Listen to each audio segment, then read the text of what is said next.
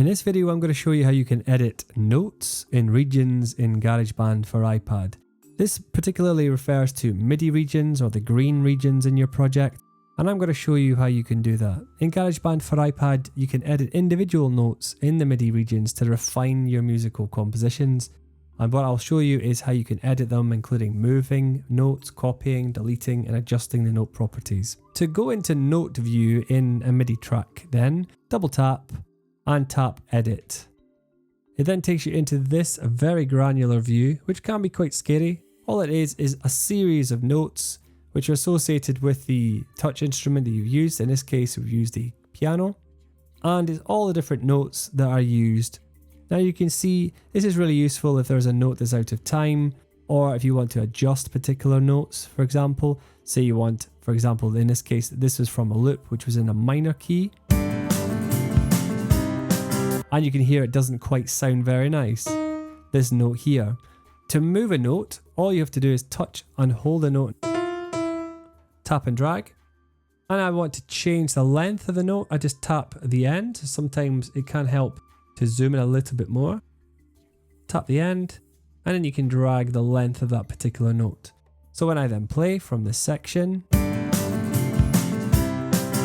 and it's completely changed how that sounds. So it's a really useful way to edit a particular note or notes that don't sound particularly good. If I wanted to copy that note then, similarly, I tap it again, tap copy, and say I wanted it to happen later in the bar, find the position I wanted, tap the location, and then paste, and it comes in again. I can cycle the playhead back to the beginning of the bar, and I can then hear that that has repeated there as well. Say I don't want to have that note later in the bar and I want to delete it, similarly to regions before that I've shown you in other videos. Tap the area that you want. So for example, make sure you've had it highlighted. You'll see this menu come up. You can either do delete, or you can just press backspace on an available Bluetooth keyboard, and it will also do the same job as well.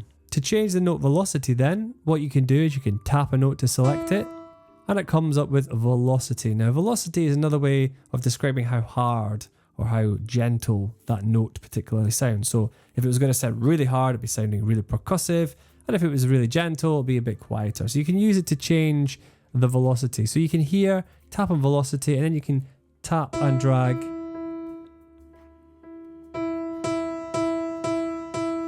So if you think, especially when you're playing things in via MIDI, you can just very simply change the velocity of some of these notes, and it will allow you to make them sound nice. To change the pitch of your particular note, you just tap.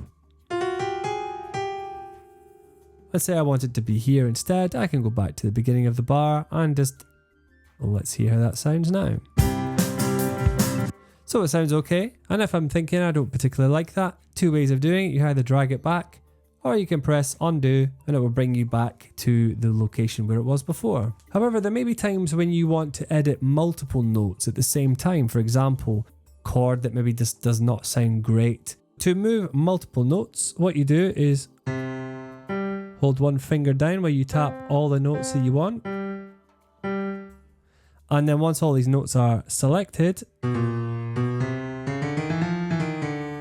you can then move them to where you want to, but you have to use two fingers for this. For some people, this could be a bit cumbersome to have one finger on the first note you want to select, keeping that held down, and then using your others.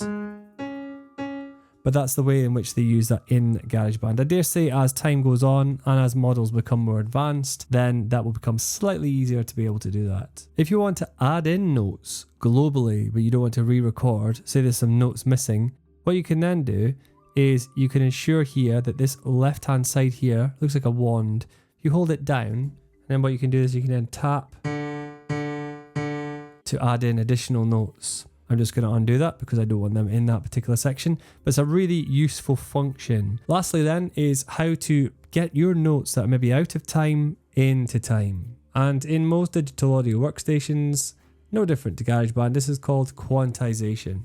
Quantizing notes allows you to select the notes and then to align them to the grid. And you do that simply by selecting the area that you want, going into track controls, going down to track settings, quantization, and then you can then set how tight you want that to the particular bar. There is another way, of course, as well. If the track settings is a little bit too complicated, double tap on the region you want, go into settings, quantization, and then you can get more granular options for quantization there, whether it's going to be straight, triplet or swing. You can then change the level of that as well. That is the overview of how to edit notes in regions in GarageBand for iPad. Join me in the next video. Look forward to seeing you then.